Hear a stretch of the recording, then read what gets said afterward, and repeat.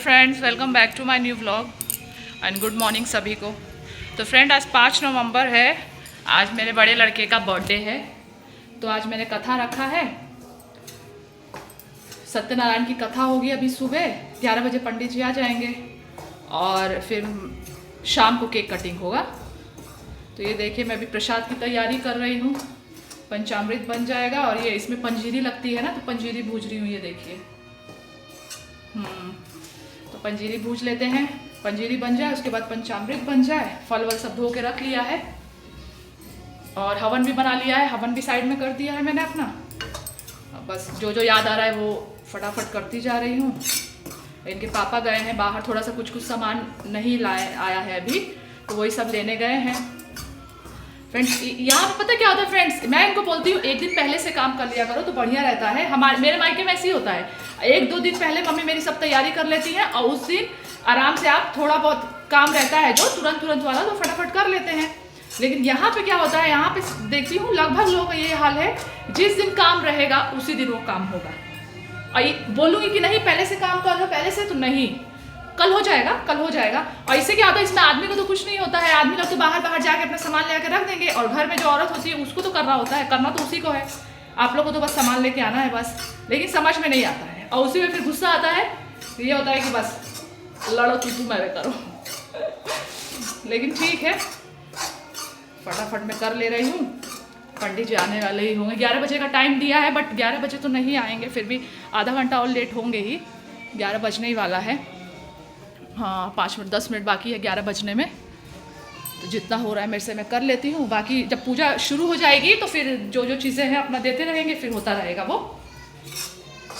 छोटे वाले की भी इसी में जुकाम खांसी हो गया, उसकी तबीयत गड़बड़ा गई है, उनको भी देखना पड़ रहा है।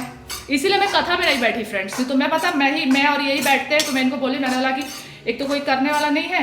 जो मेरी बहन है उसको क्या बोलते हैं, उसके बच्चों को ना माता जी निकल गई हैं, दोनों को, तब वो तो आ नहीं पाएगी।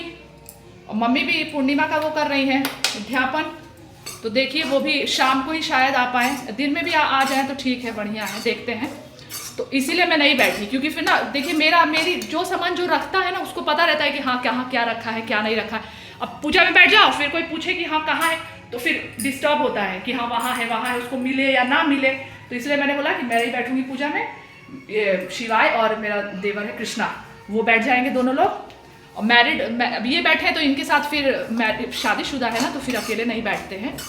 तो इसलिए मैं बोली कृष्णा बैठ जाएगा, तो बैठ जाएगा अपना पूजा, शिवाय और दोनों लोग बैठ के कथा सुन लेंगे, हो जाएगा ऐसे ही फ्रेंड्स। ये सब कभी कभी कोई चीज़ करो तो थोड़ा सा मेहनत होता है, फिर उसके बाद सब सही हो जाता है।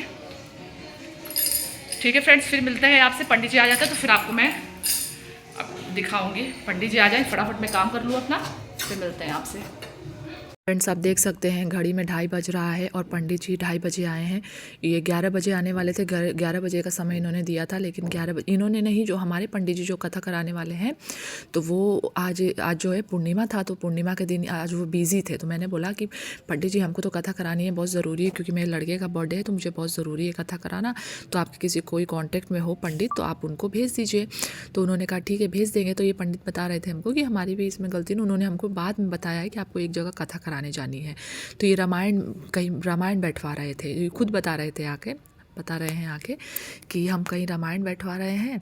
तो उन्होंने हमको बाद में बोला कि आपको एक जगह कथा करानी है, तो फिर तब जाके मैं फिर यहाँ पे आया हूँ। तो 2:30 बज गया था, ये लोग कथा में बैठ चुके थे, दोनों लोग कथा पंडित जी शुरू कर दिए थे। कितने लोग आके कथा में प्रसाद दे दे के चले गए फ्रेंड्स।